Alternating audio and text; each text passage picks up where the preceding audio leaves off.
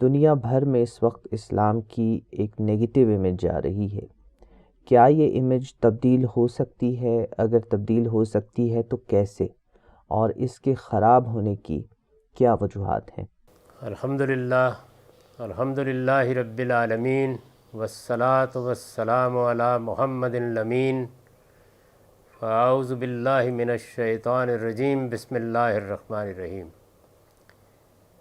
میں آپ سب حضرات کا شکر گزار ہوں کہ آپ اس طالب علم کے ساتھ گفتگو کے لیے یہاں جمع ہوئے ہیں۔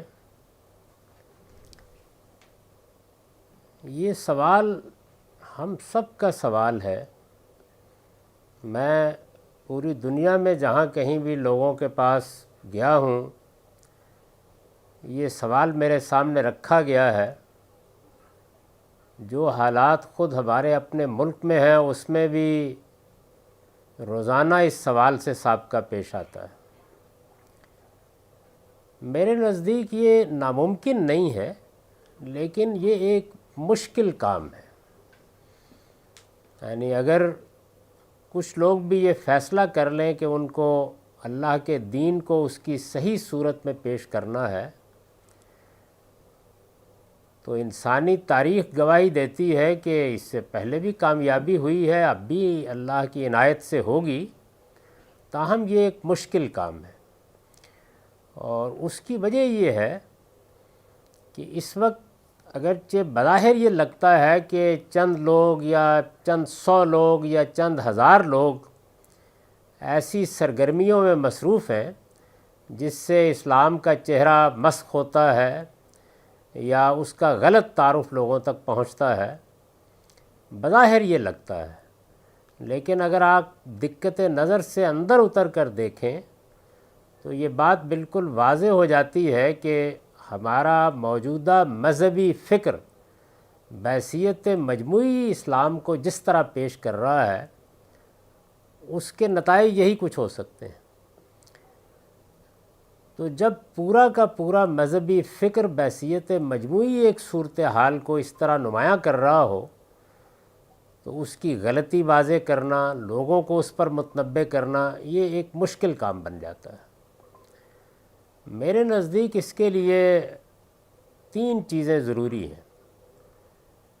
ایک، جس کو میں کاؤنٹر نیریٹو کہتا ہوں، یعنی اس وقت اسلام کا ایک سیاسی نیریٹو دنیا بھر میں عام کر دیا گیا ہے، یونیورسٹیوں میں پڑھایا گیا ہے، مدارس میں اسی پر لوگوں کی تربیت ہوئی ہے، مسلمانوں کے ہاں مذہبی تنظیمیں اس کی بنیاد پر قائم ہوئی ہیں، بڑی بڑی تحریکیں اسی کی بنیاد پر اٹھی ہیں۔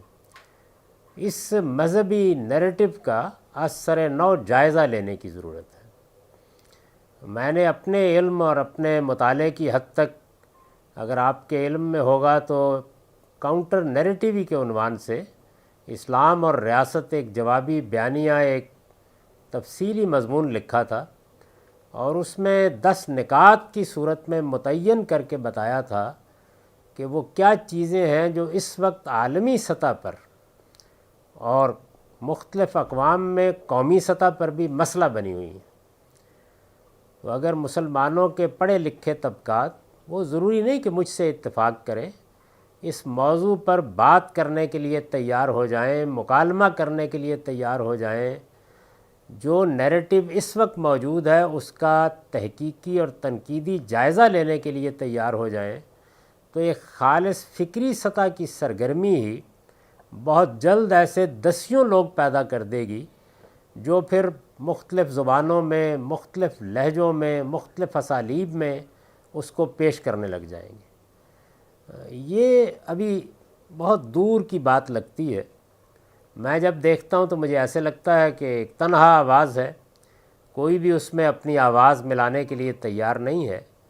لیکن اگر ایسا ہو جائے، یہ ممکن ہے کہ اس میں میرے ہی پیش کردہ 10 نکات پر اتفاق ہو لوگوں کا، اس میں کوئی وہ ترمیم کریں، تغیر کریں، اضافہ کریں، یہ الگ چیز ہے، لیکن یہ عمل شروع ہونا چاہیے۔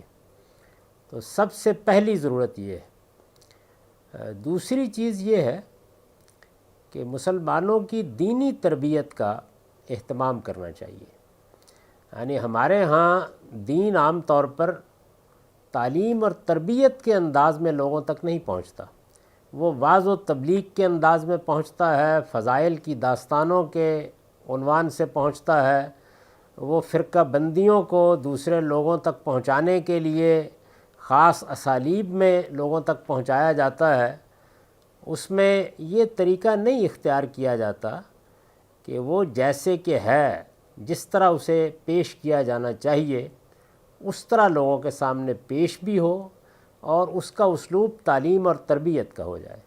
مسلمان قوم کو اگر آپ دنیا بھر میں دیکھیں تو میں جب بھی ان سے ملتا ہوں دیکھتا ہوں، وہ اپنے فرقے کی چیزوں سے واقف ہوں گے، وہ کچھ لٹریچر پڑھے ہوئے ہوں گے اور اس کی بنیاد ان کے پاس اپنی اپنی تعبیر کا علم ہوگا، لیکن جس کو کہتے ہیں کہ ایک فرد کو ایجوکیٹ کیا گیا ہے، یہ چیز نہیں ہوتی۔ ایجوکیشن میں اس کو کہتا ہوں کہ جو شخص بھی کوئی نقطہ نظر رکھتا ہے، اور وہ مختلف ہو سکتا ہے، لیکن وہ یہ جانتا ہو کہ یہ نقطہ نظر کیوں ہے، دوسرے نقطہ ہے نظر کی کیا نوعیت ہے، اور میں اس کو اگر اختیار کیے ہوئے ہوں تو کس استدلال کی بنیاد پہ اختیار کیے ہوئے ہوں۔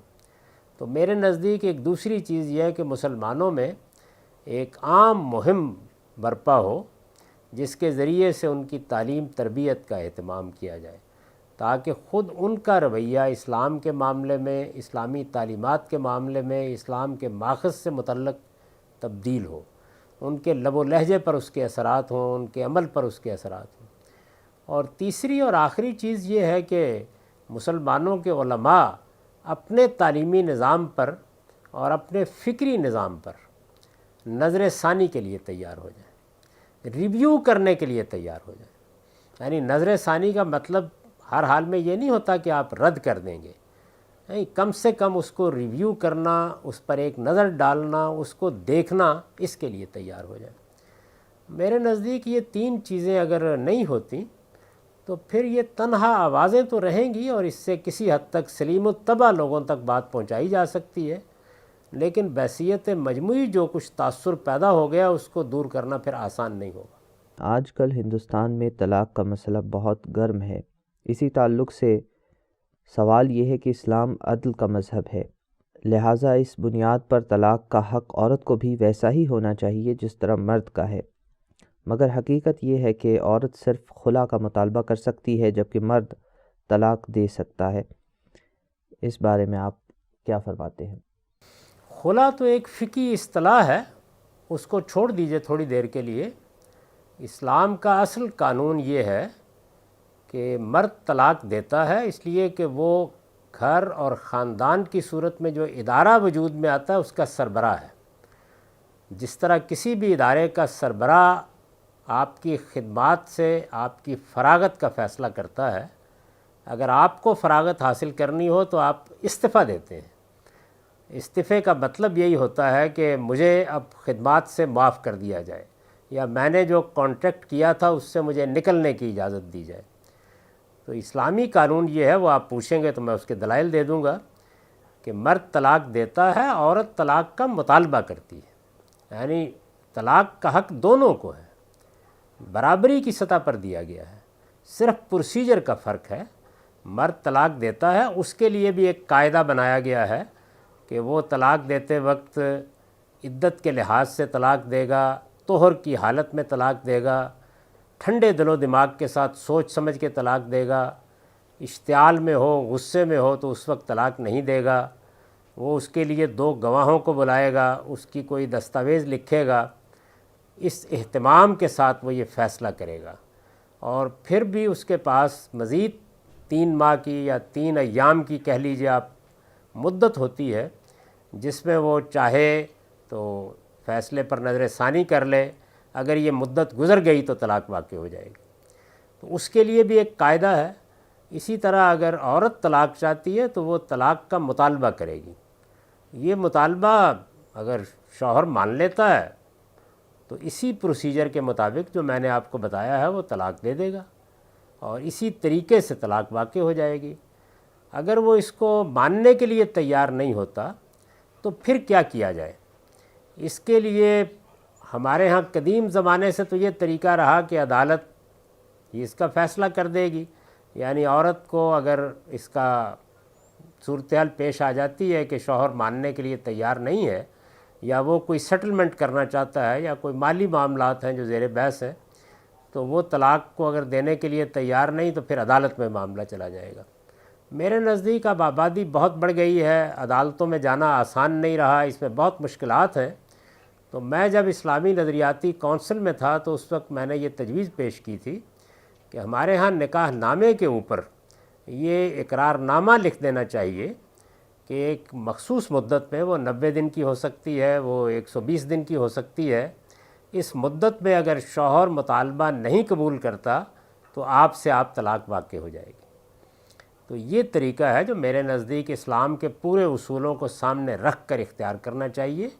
عورت کو طلاق دینے کا حق دے دیا جائے، یہ اس لیے ممکن نہیں ہے کہ تمام مالی ذمہ داری شوہر پر ڈالی گئی ہے، اخراجات کا تمام بار اس پر ڈالا گیا ہے، وہ پابند ہے کہ وہ اخراجات بھی پورے کرے، اور ظاہر ہے کہ اس میں وہ کوئی مال دے سکتا ہے، کوئی گھر دے سکتا ہے، کوئی اس نے زمین اس کے نام لگائی ہو سکتی ہے، اور بہت کچھ جب گھریلو زندگی ہوتی ہے تو مشترک اموال پڑے ہوتے ہیں۔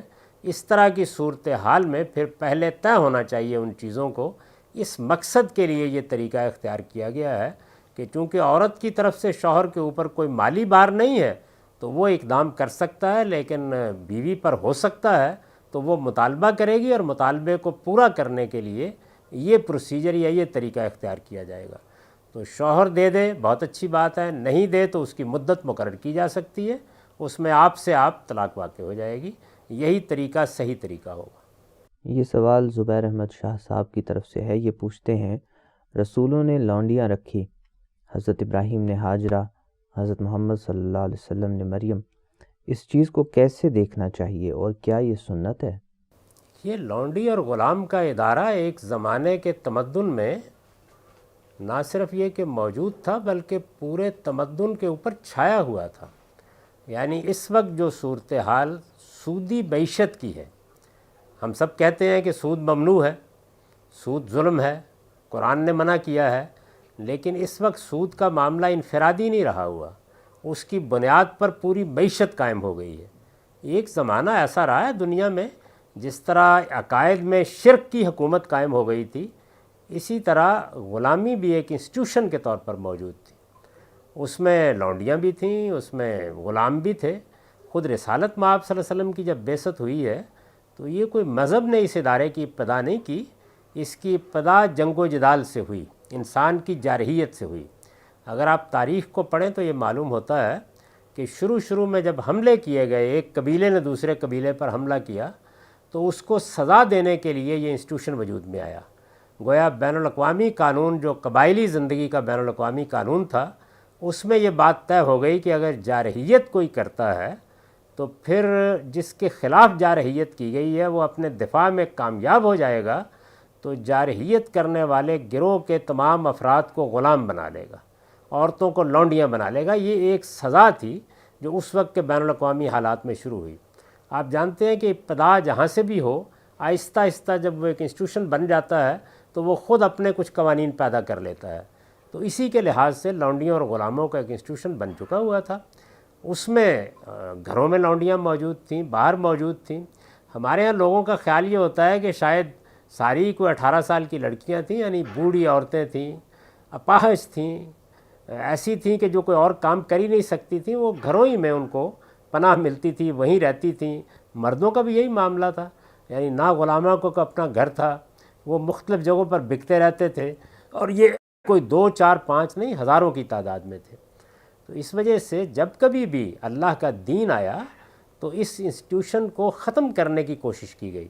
مثلا آپ قرآن مجید تو بہت بعد کی چیز ہے، تورات میں دیکھیے، وہاں یہ کہا گیا کہ اگر کوئی غلام ہے اور وہ 6 سال تک تمہاری خدمت کر چکا ہے تو بس اس کو جو کچھ تم نے خرچ کیا تھا اس کا معاوضہ سمجھو، 6 سال کے بعد اس کو لازماً آزاد کر دیا جائے، اور جب آزاد کیا جائے تو اپنے گھر کے دروازے پر کھڑے ہو کر یہ کہہ دو کہ جو کچھ لے جا سکتے ہو وہ لے جاؤ۔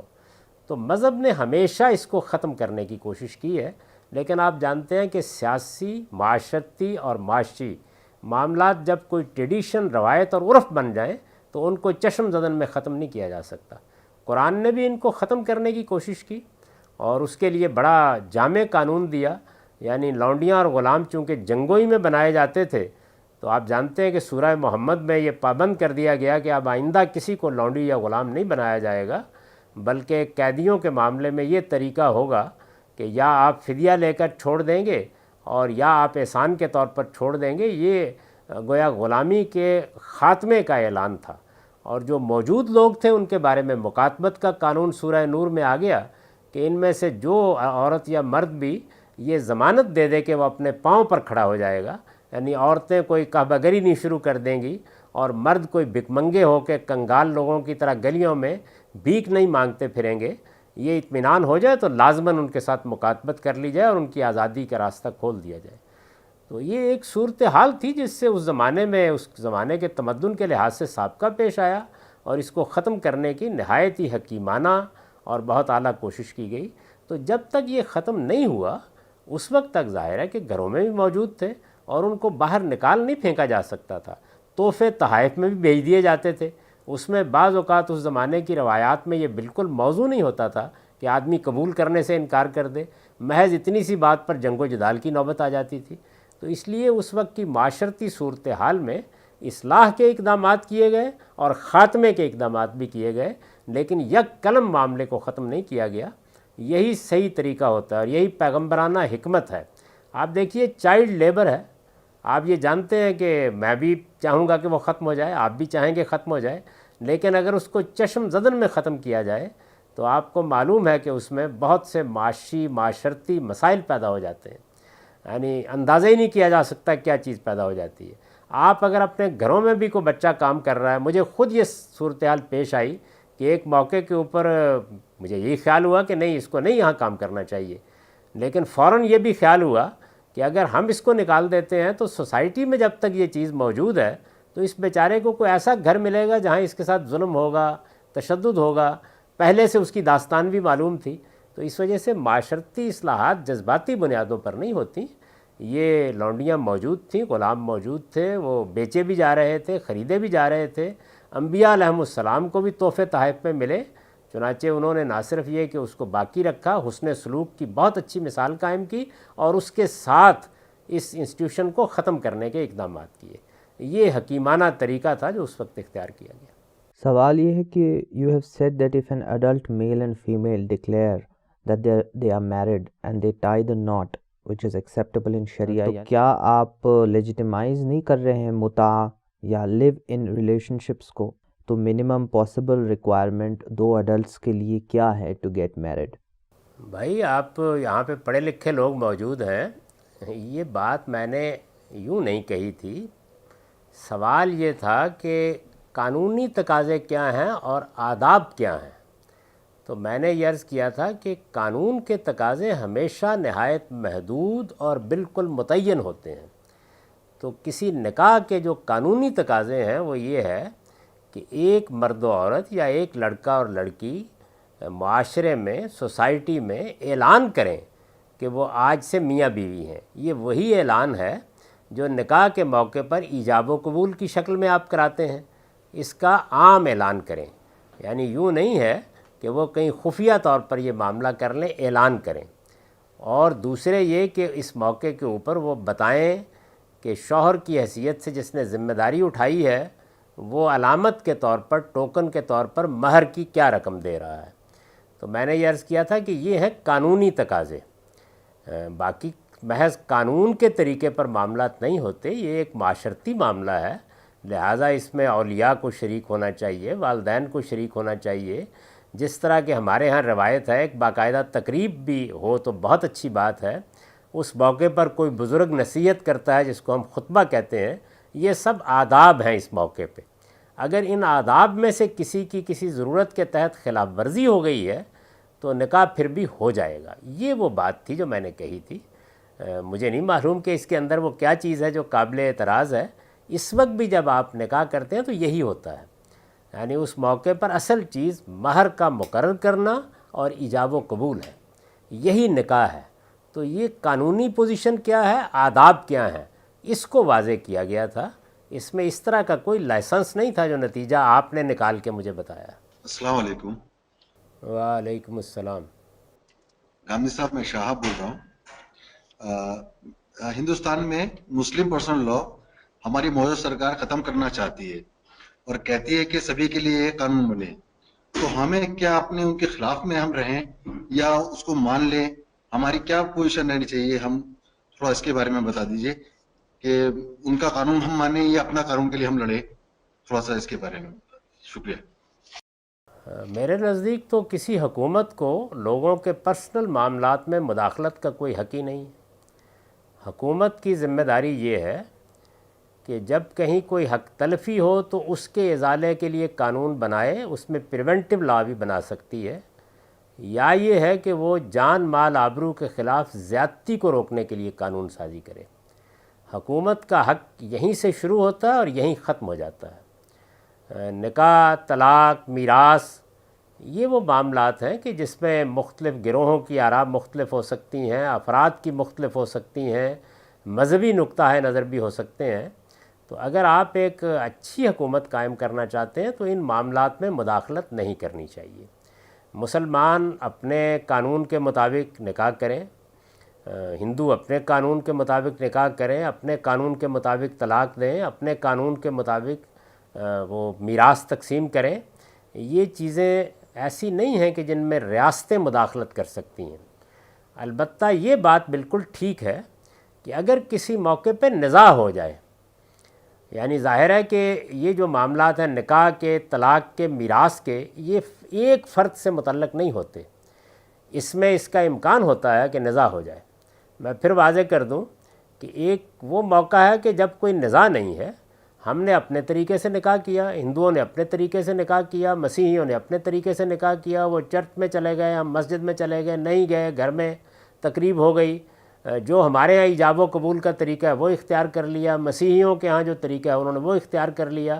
اسی میں حسن ہے معاشرت کا، یہ ہو رہا ہے سارا۔ اب کوئی نزاع ہو گیا، یعنی جھگڑا ہو گیا، نکاح کے معاملے میں ہو گیا، طلاق کے معاملے میں ہو گیا، میراث کے معاملے میں ہو گیا، اس میں دونوں طریقے بالکل ٹھیک ہیں۔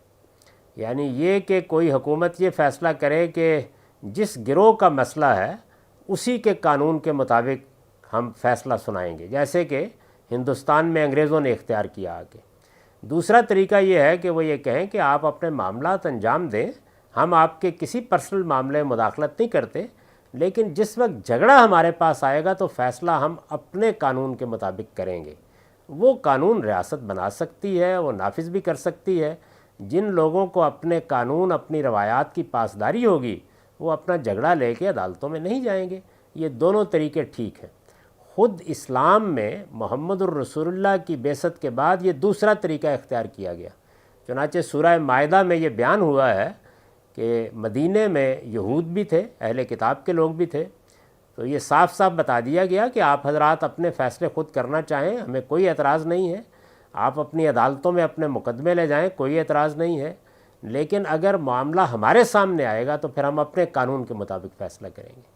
تو میرے نزدیک صحیح بات یہ ہے، اس لیے کوشش یہی کرنی چاہیے کہ مسلمان اسی اصول کو دنیا بھر میں منوائیں، کیونکہ اگر نکاح اور طلاق کے معاملات میں مثبت مداخلت ریاستیں کریں گی تو یہ ان کے حدود سے تجاوز ہے۔ نکاح کیسے ہونا ہے، طلاق کیسے دینی ہے، اس کے پیچھے صدیوں کی تاریخ ہوتی ہے، اس کے پیچھے روایات ہوتی ہیں، اس کے پیچھے رسوم ہوتی ہیں، اس کے پیچھے مذہب بھی ہوتا ہے جیسے ہمارے ہاں ہے۔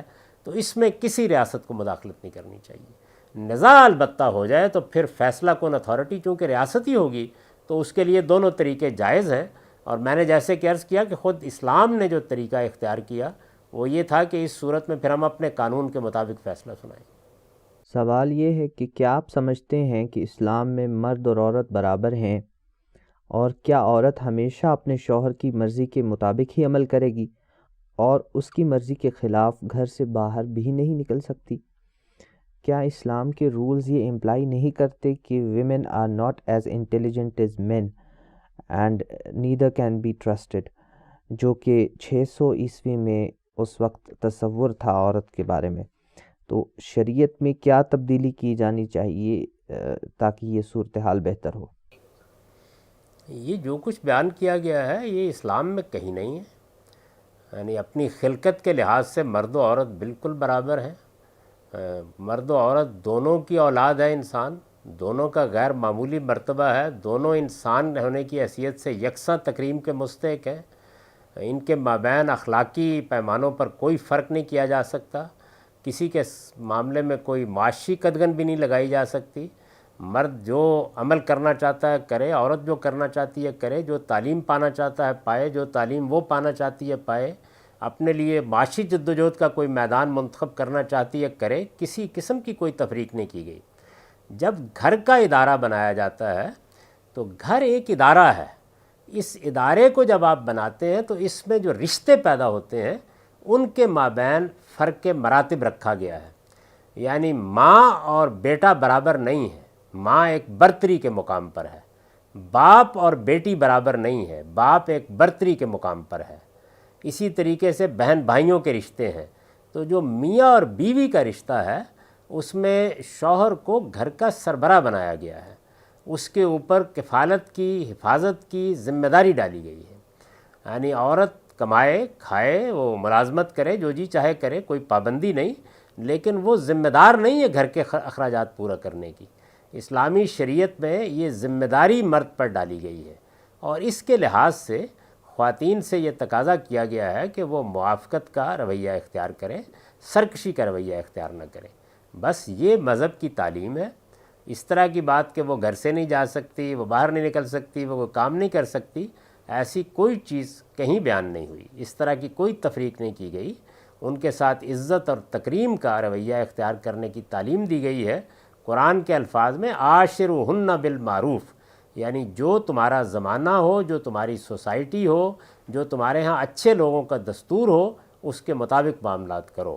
ظاہر ہے کہ اس میں تھوڑا بہت فرق تمدن سے پڑتا ہے، قبائلی زندگی میں، جاگیردارانہ معیشت میں تھوڑا بہت فرق رہے گا.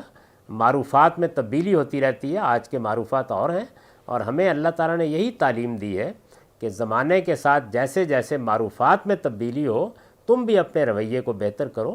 لیکن اصولی بات یہ ہے کہ سوائے اس کے کہ گھر کے سربراہ کی ذمہ داری شوہر کی حیثیت سے، یعنی اگر فرض کر لیجئے کہ کسی گھر میں مرد کوئی نہیں ہے، ماں ہی نے ذمہ داری سنبھالی ہے، تو ماں بیٹوں کے اوپر بھی قوام ہوگی.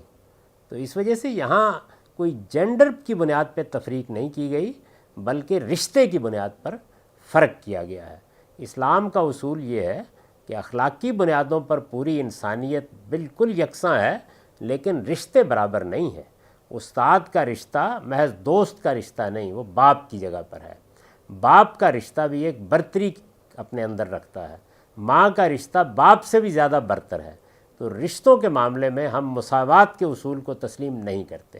ہمارے نزدیک انسانی تمدن اور تہذیب کا سارا حسن رشتوں کے اسی فرق مراتب میں ہے، اور یہ وہ چیز ہے کہ جو اسلام کے قانون میں بھی بیان ہوئی ہے، اللہ کی کتاب میں بھی بیان ہوئی ہے، اللہ کے پیغمبر نے بھی بیان کی ہے. باقی جو اس طرح کی چیزیں لوگ بیان کرتے ہیں یہ نہ قرآن میں ہے نہ حدیث میں ہے، کہیں بھی نہیں. آج کی تاریخ میں اسلام کو جن چیزوں سے زیادہ نقصان پہنچا ہے ان میں سے ایک چیز جہاد ہے. تو میرا سوال یہ ہے کہ جہاد کا کانسیپٹ کیا ہے؟ IS کا نظریہ اسلامی بنیاد پر ہے یا پھر غیر اسلامی ہے؟ اور جہاد کا کیا مطلب قرآن و سنت کی روشنی میں آپ بتائیں گے؟ مہربانی ہوگی. جہاد کا مطلب ہے کسی مقصد کے لیے جد و جہد کرنا، اپنی ساری طاقت صرف کرنا. اسلام میں جہاد کی تعبیر سب سے پہلے دعوت کے لیے اختیار کی گئی ہے. چنانچہ قرآن مجید میں یہ کہا گیا ہے نبی صلی اللہ علیہ وسلم کو مخاطب کر کے کہ جاہد بہی جہادن کبیرہ، آپ اس قرآن کے ذریعے سے جہاد کبیر کیجئے، یعنی اس کا پیغام پہنچائیے، اس کی دعوت پہنچائیے. تو اس کی ابتدا یہاں سے ہوتی ہے. اس کے بعد وہ موقع بھی آ جاتا ہے کہ جب کبھی تلوار اٹھانا پڑتی ہے. اس موقع کے اوپر صحیح اصطلاح تو قتال ہے، لیکن ہماری فقہ میں اس کے لیے بھی جہاد کا لفظ استعمال کر لیا جاتا ہے. یہ جو جنگ ہے، قتال یا جنگ کی صورت میں جہاد، اس کے بارے میں چند بنیادی باتیں سمجھ لیجئے. پہلی چیز یہ ہے کہ یہ انفرادی حکم نہیں ہے. یعنی اس میں یہ نہیں کہا گیا کہ جیسے نماز پڑھنے کا حکم ہے کہ میں بھی نماز پڑھوں گا، آپ بھی پڑھیں گے، نہیں، یہ مسلمانوں کو ان کی اجتماعی حیثیت میں حکم دیا گیا ہے، یعنی جماعت کو بحیثیت جماعت، امت کو بحیثیت امت، قوم کو بحیثیت قوم حکم دیا گیا ہے۔ مسلمانوں کی جو کوئی بھی اجتماعیت ہوگی وہ اس کی مخاطب ہے۔ آپ جانتے ہیں کہ جو احکام اجتماعیت کو دیے جاتے ہیں وہ اس کا جو نظم آپ قائم کرتے ہیں، جس کو ہم آج کی اصطلاح میں نظم ریاست کہتے ہیں، وہ قدیم زمانے میں ایک قبیلے کا نظم بھی ہو سکتا تھا۔ اس طرح کے احکام پر عمل کے لیے وہ نظم مکلف ہوتا ہے، وہ اقدام کرتا ہے۔ تو پہلی چیز یہ ہے کہ جہاد مسلمانوں کے نظم اجتماعی سے متعلق حکم ہے۔ میں جنگ کے جہاد کی بات کر رہا ہوں، قتال جس کو کہا جاتا ہے۔ جنگ مسلمانوں کے نظم اجتماعی سے متعلق ہے، اس کو فیصلہ کرنا ہے کہ جنگ کرنی ہے یا نہیں کرنی، کرنی ہے تو کب کرنی ہے، کیسے کرنی ہے، یہ ایک بات۔ دوسرے یہ کہ جہاد یا قتال یا جنگ صرف ظلم اور عدوان کے خلاف ہو سکتی ہے، یعنی یہ نہ کسی مذہبی مقصد کے لیے ہوتی ہے، نہ ملکوں کی تسخیر کے لیے ہوتی ہے، نہ مال غنیمت کی ہوس کے لیے ہوتی ہے، نہ برتری کی جبلت کی تسکین کے لیے ہوتی ہے، یہ صرف ظلم اور عدوان کے خلاف ہوتی ہے۔ جس طرح کہ اگر کسی ریاست کے اندر کوئی شخص لوگوں کی جان مال آبرو کے لیے خطرہ بنتا ہے تو ریاست کو حق حاصل ہے کہ وہ اس کو ایک مجرم کی طرح کیفر کردار تک پہنچائے۔ اسی طرح اگر کوئی قوم، کوئی گروہ انسانوں پر ظلم کرتا ہے، قرآن میں اس کا حکم پرسیکیوشن کے لیے آیا ہے۔ اس کو قرآن اپنی تعبیر میں فتنہ کہتا ہے۔ فتنہ کا مطلب یہ ہے کہ لوگوں کو ان کے مذہب سے بالجبر طاقت کے ذریعے سے برگشتہ کرنے کی کوشش کی جائے، جس کو انگریزی زبان میں پرسیکیوشن کہتے ہیں۔ تو اس مقصد کے لیے اللہ تعالیٰ نے یہ حکم دیا۔ ظلم اور عدوان کی اور بھی صورتیں ہو سکتی ہیں، اس میں کوئی تفریق بھی نہیں ہے۔ یہ ظلم کسی مسیحی پر ہو سکتا ہے، یہ کسی ہندو پر ہو سکتا ہے۔ تو ظلم اور عدوان کے خلاف، صرف ظلم اور عدوان کے خلاف جنگ کی جا سکتی ہے۔ پہلی چیز میں نے عرض کی کہ اس کے لیے ریاست کو اقدام کرنا ہے۔ دوسرے یہ کہ وہ صرف ظلم اور عدوان کے خلاف ہوگی اور کسی مقصد سے جنگ نہیں کی جا سکتی۔ ظلم اور عدوان کی یہ نوعیت بھی ہو سکتی ہے کہ کوئی آپ پر چڑھ دوڑا ہے، جس کو ہم دفاع کہتے ہیں، اور یہ بھی ہو سکتی ہے کہ کسی جگہ ظلم ہو رہا ہے اور آپ اقدام کر کے اس ظلم کا خاتمہ کرنے کے لیے جنگ کرتے ہیں، تو یہ ہو سکتی ہے۔ تیسری چیز یہ ہے کہ اس میں مسلمانوں سے یہ کہا گیا ہے کہ وہ اپنی حربی طاقت کا اندازہ کر کے اس نوعیت کا اقدام کریں۔ یہ خودکشی نہیں ہے، بلکہ یہ دیکھیں کہ ان کی اور مقابل کی یعنی ظالم کی طاقت میں کیا توازن ہے۔ چنانچہ صحابہ کرام کے معاملے میں سورہ انفال کے آخر میں یہ بتا دیا گیا ہے کہ جنگ بدر تک یہ نسبت 1:10 کی تھی اور اب یہ 1:2 ہے۔ اس سے قیاس کیا جا سکتا ہے کہ آج کے زمانے میں کیا صورت ہوگی۔ تو گویا یہ تین چیزیں بنیادی حیثیت رکھتی ہیں۔ اس میں ظاہر ہے کہ یہ بیان کرنے کی ضرورت نہیں ہے کہ یہ صرف کمبیٹنٹس کے خلاف ہوتا ہے، یہ کسی ایسے شخص کے خلاف عین میدان جنگ میں بھی اگر کوئی شخص ہتھیار پھینک دے تو اس کو نہیں مارا جا سکتا۔ کمبیٹنٹ ہے جب تک آدمی مقاتل ہے، لڑنے کے لیے کھڑا ہے، یہ صرف اسی وقت تک ہو سکتا ہے۔ فتنے اور پرسیکیوشن اور ظلم کے خلاف ہوگا، ریاست کی طاقت سے ہوگا، حربی طاقت ہے تو اس کے لحاظ سے ہوگا۔ ہمارے دین میں یہ اگرچہ ساری باتیں بالکل عقلی اخلاقی ہیں، لیکن اس کو اللہ کا حکم بنا دیا گیا ہے اور ہم اس کو اللہ تعالیٰ کی راہ میں اللہ کے ہاں اجر کے جذبے سے کرتے ہیں، یہ اس کے احکام ہیں۔ آئی ایس اور اس طرح کے لوگ جو کچھ فرما رہے ہیں یہ بالکل بے بنیاد، بیس لیس باتیں ہیں، ان کے لیے نہ قرآن میں کوئی بنیاد ہے نہ حدیث میں کوئی بنیاد ہے۔ اسلام میں جہاد یا جنگ یہ ہے جو میں نے بیان کر دیا ہے۔ آپ اس کے تفصیلی دلائل دیکھنا چاہیں تو میری کتاب میزان میں جہاد کا چیپٹر نکال کے پڑھ رہے ہیں۔ بہت مختصر طور پہ دیکھنا چاہیں تو میری کتاب الاسلام میں جہاد کا چیپٹر نکال کے دیکھ لیں۔ اس سے بھی زیادہ ایجاز کے ساتھ دیکھنا چاہیں تو میری مقامات کے نام سے جو کتاب ہے اس میں بھی اس پہ میں نے گفتگو کی ہے۔ تو جہاد یا قتال جس کو کہتے ہیں جنگ، وہ یہ ہے، یعنی جہاد تو ایک عام لفظ ہے، وہ دعوت کی جد و جہد کے لیے بھی استعمال ہوتا ہے اور قتال کے لیے بھی استعمال ہوتا ہے، لیکن جب وہ قتال ہو تو پھر اس کے حدود، شرائط اور اس کا مقصد یہ ہے جو میں نے بیان کر دیا۔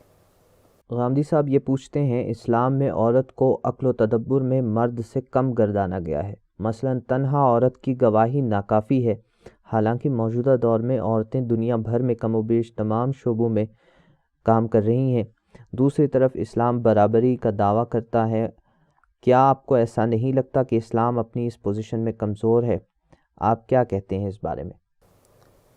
میں نے تو پورا قرآن 10 مرتبہ پڑھا ہے، میں نے تو کہیں نہیں پڑھا کہ یہ بیان کیا گیا ہو کہ عورت کم عقل ہے یا اس کو کم عقل قرار دیا گیا ہے۔ یہ غلط فہمی ہمارے ہاں ایک روایت سے ہوئی ہے، اور اس روایت کو بھی بدقسمتی سے راویوں نے ادراج کر کے بالکل مسخ کر دیا۔ رسالت مآب صلی اللہ علیہ وسلم نے اپنا ایک رویا سنایا تھا، خواب سنایا تھا، اس کو بیان کرتے ہوئے غالباً عبداللہ بن مسعود رضی اللہ عنہ نے اپنی رائے بھی اس کے ساتھ شامل کر دی۔ اس میں ذرا تحقیق کی جائے تو بالکل معلوم ہو جاتا ہے کہ رسالت مآب صلی اللہ علیہ وسلم نے ایسی کوئی بات نہیں کہی۔ قرآن مجید میں جو احکام شریعت کے بیان کیے گئے ہیں، اس میں نے آپ کو میاں اور بیوی کے رشتے میں بتایا۔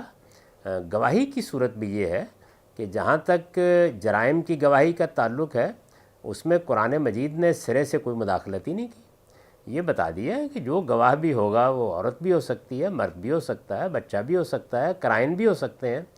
اگر آپ نے کبھی قانون شہادت پر میرے لیکچر سنے ہیں تو اس میں نے بتایا ہے کہ انگریزوں کے زمانے میں ایک بیل کی گواہی پر فیصلہ ہوا، کوئی ڈاکہ پڑا ہے، چوری ہوئی ہے، اس میں گواہ ہم منتخب نہیں کرتے، جو بھی موقع کا گواہ ہوگا، قاضی مطمئن ہے، ہو سکتا ہے کہ وہ 10 مردوں کی گواہی قبول کرنے سے انکار کر دے، ہو سکتا ہے کہ ایک عورت کی گواہی پہ فیصلہ کر دے، تو اس میں ہرگز کوئی مداخلت نہیں کی گئی۔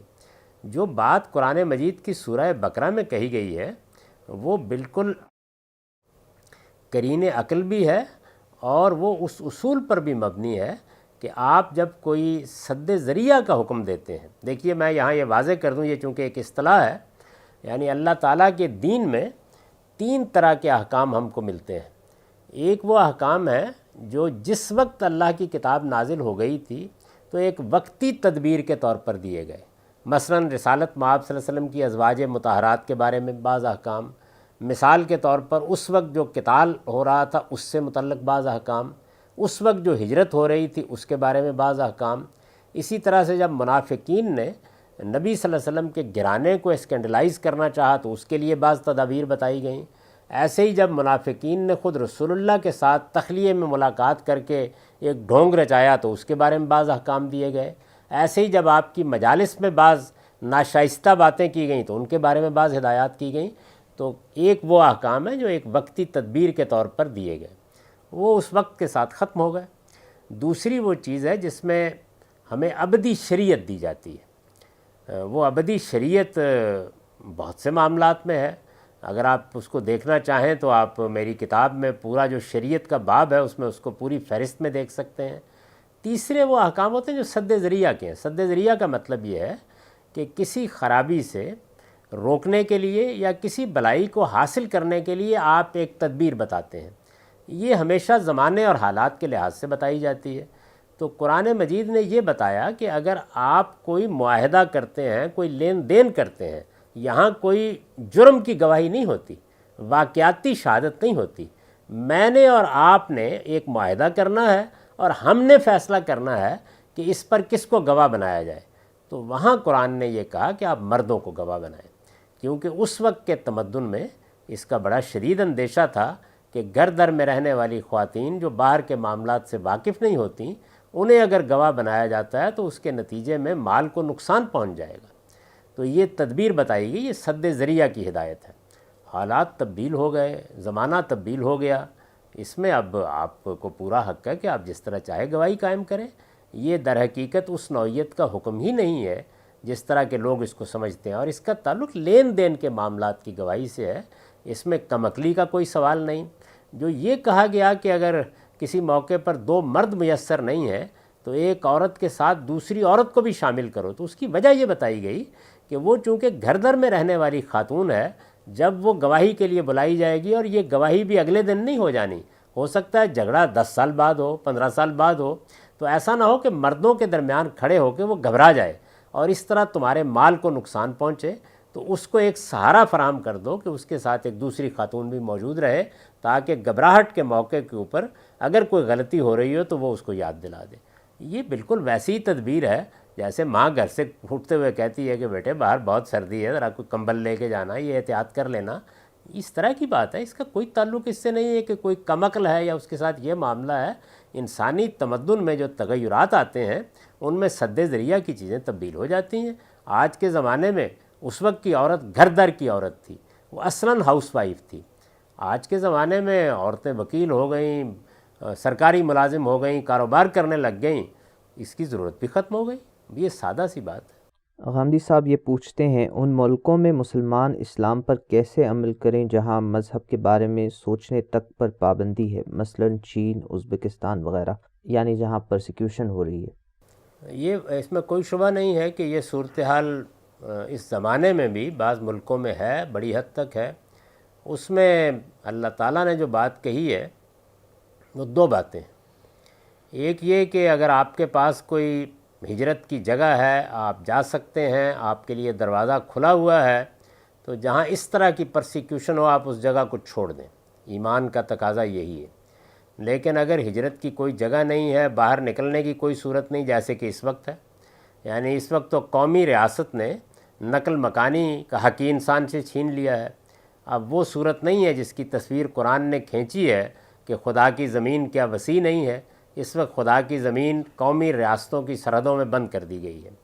تو اس طرح کے موقع کے اوپر پھر اللہ تعالیٰ یہ کہتے ہیں کہ جس حد تک بھی تمہارے لیے ممکن ہے اپنے دین پر عمل کرو۔ اس میں یہاں تک کہہ دیا ہے کہ اگر اس طرح کی پرسیکیوشن کی حالت میں بظاہر کفر کے کلمات بھی کہنے پڑیں تو اللہ تعالیٰ کی نگاہ دل پر ہوگی، وہ تمہارے ایمان کو قبول کر لے گا۔ یہی صورتحال کم و بیش بنی اسرائیل کو جب نبوکد نظر نے ان کو غلام بنایا ہے اس وقت پیش آ گئی تھی۔ چنانچہ آپ صحیفہ دانیال میں دیکھیے کہ حضرت دانیال کو نماز پڑھنے کے لیے بھی کیا کرنا پڑتا تھا۔ تو ایسی صورت میں بس جس حد تک آپ اپنے دین کا اظہار کر سکتے ہیں کریں، اور جس حد تک بھی آپ اپنے پروردگار کے ساتھ تعلق کو ظاہر کر سکتے ہیں وہ کیجئے۔ باقی آپ کا معاملہ ہے اور آپ کے خدا کا معاملہ ہے، وہ انشاءاللہ اسی کو قبول فرمائے گا۔ آپ کے علم میں ہے کہ وہ لوگ جو مکے میں تھے اور اپنا ایمان چھپائے ہوئے تھے، اللہ تعالیٰ نے محض ان کی وجہ سے رسالت مآب صلی اللہ علیہ وسلم کو حکم دیا کہ اس موقع کے اوپر دب کر معاہدہ کریں اور واپس چلے جائیں، تاکہ ان لوگوں کو کوئی نقصان نہ پہنچے۔ اور یہ بتا دیا کہ اگر ان کو اس وقت کفر کا کلمہ بھی کہنا پڑ رہا ہے اور وہ اپنے دل میں ہی مطمئن ہے، وَقَلْبُهُ مُطْمَئِنٌ بِالْإِيمَانِ، یہ الفاظ ہیں قرآن کے، تو اللہ اس ایمان کو قبول کرے گا۔ تو دونوں صورتیں قرآن نے بیان کر دی ہیں، ان میں سے جو ممکن ہو وہ اختیار کر لینی چاہیے۔ سر میرا سوال ہے کہ ہندو مت، بدھ مت اور جین مت وغیرہ کے حوالے سے یہ سوال ہے کہ وہ اپنے عقائد اور رسم و رواج میں مختلف ہونے کے باوجود وہ بنیادی مسائل کو لے کر متفق ہیں، اور وہ پھر بھی اپنے آپ کو ہندو کہتے ہیں۔ مثلاً شیو مت ہے، وشنو مت ہے، یا ہنایان مہایان ہے، بدھسٹ گروپس ہیں، وہ ان تمام کے باوجود ہندو ہیں اور متحد ہیں۔ لیکن مسلمان جن کا اعتقاد اور ایمان ایک ہے، وہ محض جزیات میں ایک دوسرے سے اختلاف رکھتے ہیں۔ تو آخر ان میں فرقہ واریت اس قدر کیوں در آئی ہے؟ وہ ایک دوسرے کے در پہ ہیں اور ایک دوسرے کا قتل کر رہے ہیں، وہ اپنے دینی مراکز کو تباہ و برباد کر رہے ہیں، اور اس کو لے کر کے دوسرے قوموں کو ان اپنے داخلی امور میں مداخلت کرنے کا موقع بھی دے رہے ہیں۔ تو ان مسائل کی روشنی میں یہ جاننا چاہتا ہوں کہ آپ کا کیا پرسپیکٹیو ہے، اور آپ کس طرح سے ان کے اسباب کو دیکھتے ہیں، اور آپ ان کے کیا حلول تجویز فرماتے ہیں؟ Thank you. دیکھیے، جو کچھ میرا مذہبیات کی تاریخ کا مطالعہ ہے اس کی روشنی میں آپ کو یہ بتا سکتا ہوں کہ کسی بھی مذہب کو جب سیاسی طاقت حاصل ہوتی ہے تو یہ جتنی بھی آپ نے باتیں بیان کی ہیں وہ سب اس میں آ جاتی ہیں۔ طاقت کے بارے میں آپ جانتے ہیں، علامہ اقبال نے کہا ہے کہ صاحب نظرہ نشہ قوت ہے خطرناک۔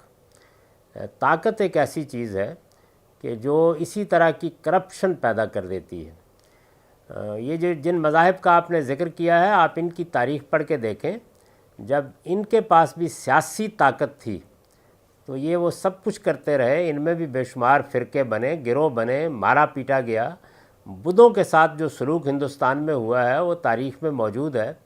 کس طرح ایک زمانے میں ایک بڑی سلطنت قائم ہو گئی, پھر کیا ہوا اس کے ساتھ. تو مسلمانوں کو محمد الرسول اللہ صلی اللہ علیہ وسلم کے بعد, اسلام تو سب نبیوں کا دین ہے, محمد الرسول اللہ صلی اللہ علیہ وسلم کے بعد سیاسی طاقت حاصل ہو گئی. یہی سیاسی طاقت حضرت مسیح کے بعد کوئی 300 سال بعد ان کے ماننے والوں کو بھی حاصل ہو گئی. سیاسی طاقت کے نتیجے میں ایسی فرقہ بندیاں بن گئیں کہ جن کا مقابلہ کرنا آسان نہیں رہتا.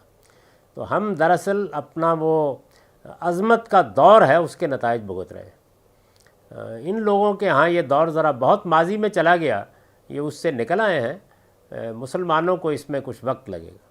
غامدی صاحب، یہ عبد الرحمن صاحب کا سوال ہے. یہ پوچھتے ہیں اس شخص کے بارے میں کیا حکم ہے جو غیر مسلم ہے اور اس کو اسلام سے کوئی تعلق نہیں رہا، مثلا پنڈت یا عیسائی وغیرہ. کیا یہ رحمت الہی کے خلاف نہیں ہے کہ اس شخص کو ہمیشہ کے لیے جہنم میں ڈال دیا جائے صرف اس بنیاد پر کہ وہ مسلمان نہیں ہے؟ یہ بات قرآن مجید نے تو کہیں نہیں کہی. قرآن مجید نے تو یہ بتایا ہے کہ پوری انسانیت 3 گروہوں میں تقسیم ہے. ایک وہ لوگ ہیں کہ جن تک پیغمبروں کا پیغام نہیں پہنچا، الہامی مذہب کی تعلیمات جن تک نہیں پہنچی.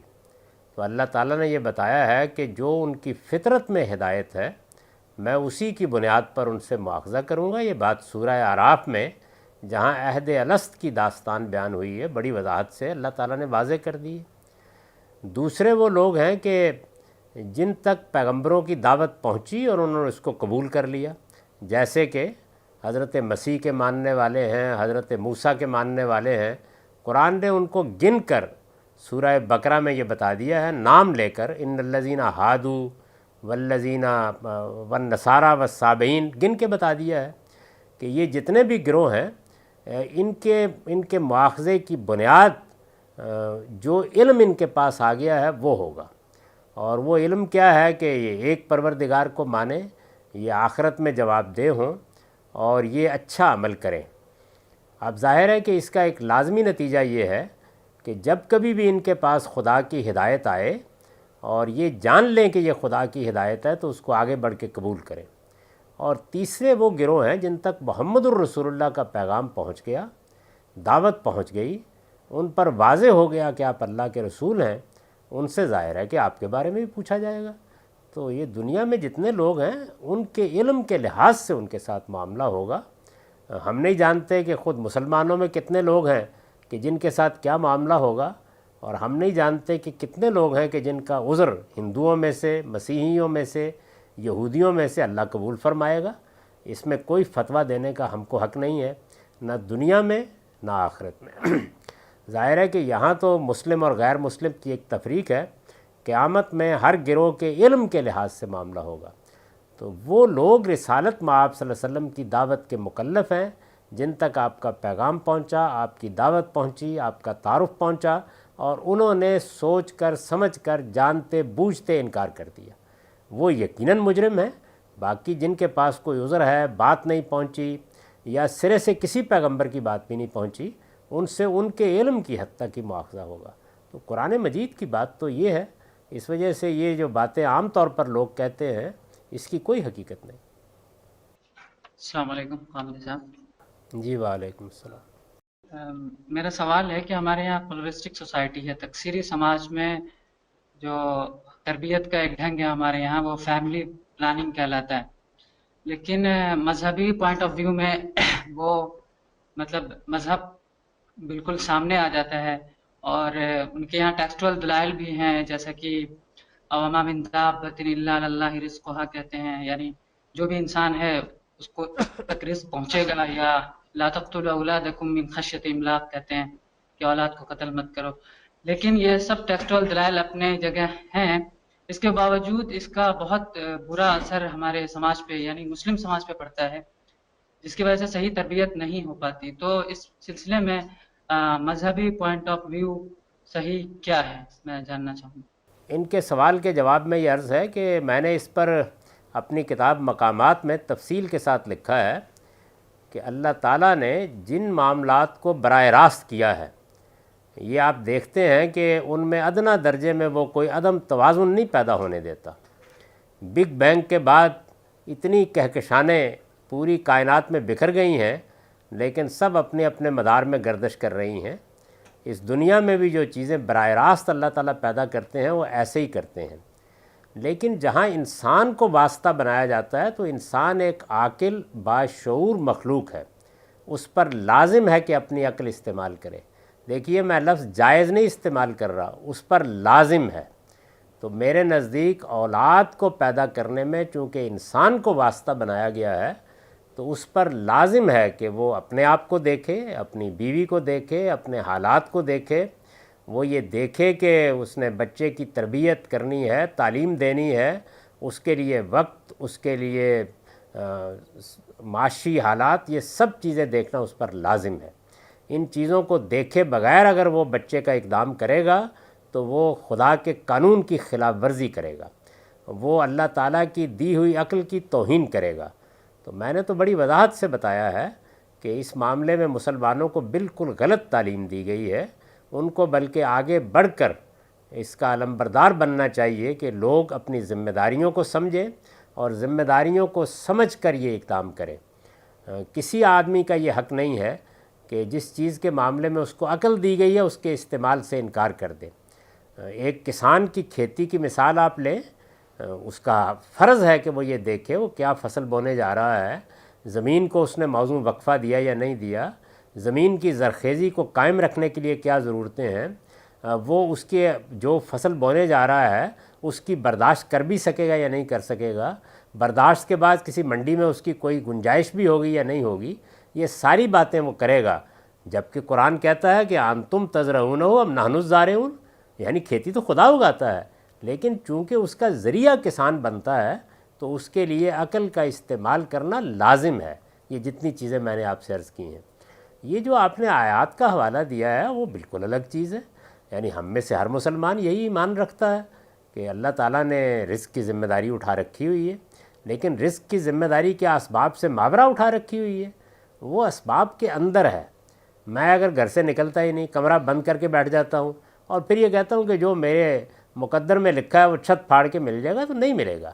اللہ کا قانون یہ ہے کہ آپ نے جو تدبیر کرنی ہے وہ آخری درجے میں کریں اور ایمان یہی رکھیں کہ آخری فیصلہ خدائی کا ہوگا اور اس نے یہ ذمہ داری لے رکھی ہوئی ہے۔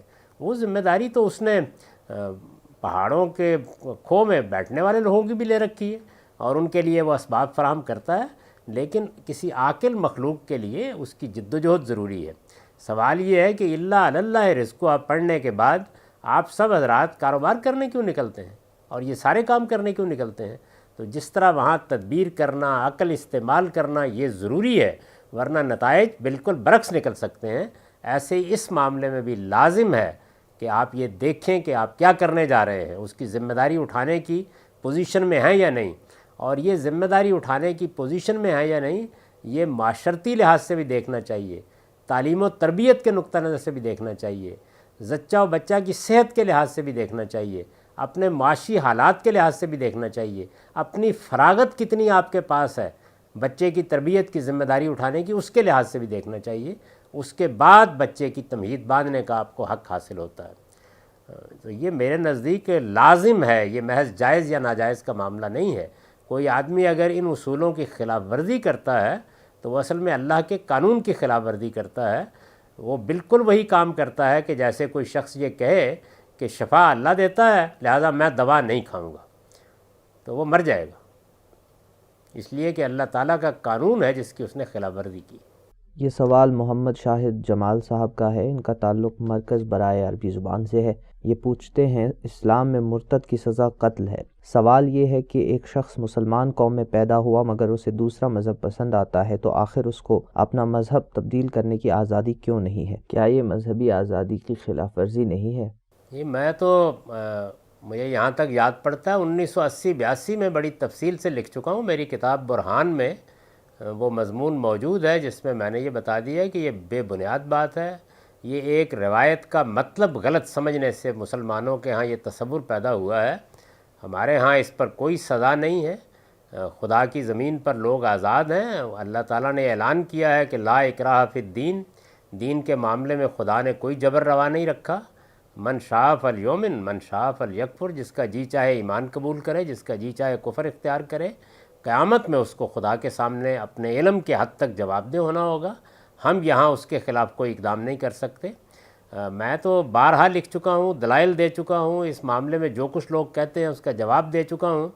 تو میرے نزدیک ایسی کوئی سزا اسلامی شریعت میں نہیں ہے. اس معاملے میں جتنی باتیں کہی جاتی ہیں وہ سوء فہم کا نتیجہ ہیں. اسلام اس سے بالکل بری ہے. اسلام نے ایسی پابندی نہیں لگائی. اس نے تو اپنے پیغمبر کو جگہ جگہ یہ حکم دیا ہے کہ یہ آزادی میں نے دے رکھی ہے انسانوں کو، آپ کا کام یہ ہے کہ آپ بات پہنچائیں. علیک البلاغ و علینا الحساب. اللہ تعالیٰ حساب کریں گے، محاسبہ کریں گے. کفر، شرک اور ارتداد تینوں جرم ہیں، لیکن ان جرائم کی سزا صرف خدا دیتا ہے. یہ کسی بندے کا کام نہیں ہے کہ ان کی سزا دے. جیسا کہ اکثر سننے میں آتا ہے کہ ہندوستان یا دیگر ممالک میں کوئی مسلم یا کبھی کبھی غیر مسلم اور یا کبھی کبھی مسلمان بھی اسلام کے بارے میں، قرآن کے بارے میں یا صحابہ اکرام کے بارے میں یا نبی پاک صلی اللہ علیہ وسلم کے بارے میں غلط بیانی، گستاخیاں کرتے ہیں. تو اس پر عوام الناس کا رد عمل کیا ہونا چاہیے، خاص طور پر ہندوستان کے مسلمانوں کا؟ وہی جو اللہ تعالیٰ نے قرآن مجید میں بتا دیا ہے. یعنی اگر کوئی آدمی آپ پر اعتراض کرتا ہے، تنقید کرتا ہے، تو شائستگی کے ساتھ اس کا جواب دیں. ہر آدمی کو حق حاصل ہے کہ وہ اعتراض کرے، تنقید کرے. اگر کوئی علمی تنقید ہے اور شائستگی کے ساتھ کی گئی ہے تو اس کا شائستہ جواب دینا چاہیے. قرآن مجید نے اس طرح کے تمام اعتراضات کا اپنے زمانے میں جواب دیا ہے، بڑی تفصیل کے ساتھ جواب دیا ہے. اگر کوئی آدمی اس سے آگے بڑھ کر بد تہذیبی پر اتر آتا ہے، غلط زبان اختیار کر لیتا ہے، تان تشنیع کا رویہ اختیار کرتا ہے، تو ہمیں یہ ہدایت کی گئی ہے کہ یہ جہالت پر اتر آیا ہے. عارضاً الجاہلین، آپ اپنا منہ اس سے موڑ لیں اور اس کو اپنا کام کرنے دیں. آپ اللہ کے دین کی دعوت پھیلائیں، پیغام پھیلائیں، غلط فہمیوں کو رفع کریں. یہ ہمارا کام ہے. تو یہ دونوں باتیں جو ہیں وہ قرآن مجید نے بڑی وضاحت کے ساتھ بیان کر دی. غامدی صاحب یہ سوال رمضان کے بارے میں ہے. یہ پوچھتے ہیں، due to frequent travelling my Ramzan starts in one country and I celebrate Eid in a different country. Since both countries follow different lunar calendars, my Ramzan is at times either 31 days or 28 days. Are either of these complete Ramzan months? آپ جس ملک میں ہیں، جس زمین پر آپ قدم رکھ دیتے ہیں، بس اسی کے قانون کی پیروی کریں گے. یعنی آپ یہاں سے روزہ رکھ کے گئے، آپ اترے تو وہاں عید ہو رہی تھی تو عید کریں گے، آپ کھول دیں گے روزہ. آپ کے پورے ہو گئے تھے روزے، آپ وہاں پہنچے، وہاں لوگ روزہ رکھے ہوئے ہیں، آپ روزہ رکھیں گے. اس میں کوئی معنی نہیں ہے. یہی صحیح طریقہ ہے. جو مسلمانوں کی اجتماعیت ہو، اس طرح کے تمام معاملات میں ان کے ساتھ رہنا چاہیے. ہاں البتہ اگر آپ کے روزوں میں 29 سے کمی رہ گئی ہے تو بعد میں آپ وہ روزہ پورا کر لیں. غامدی صاحب سوال ان کا یہ ہے کہ حضور صلی اللہ علیہ وسلم کے زمانے میں مسلمانوں کو دوسرے ممالک میں اسلام پر عمل کرنے کی اجازت نہیں تھی. اس وقت دارالاسلام اور دارالحرب کا تصور سامنے آیا، لیکن موجودہ زمانے میں ہر جگہ اور ہر ملک میں تمام مذاہب کے ماننے والوں کو اپنے مذہب پر عمل کرنے کی اجازت ہے. تو کیا اس زمانے میں کسی ملک کو دارالاسلام کہنے کی اجازت ہونی چاہیے اور مسلمانوں کو کسی ملک کو دارالاسلام بنانے کی اجازت ہونی چاہیے؟ آپ کی کیا رائے ہے؟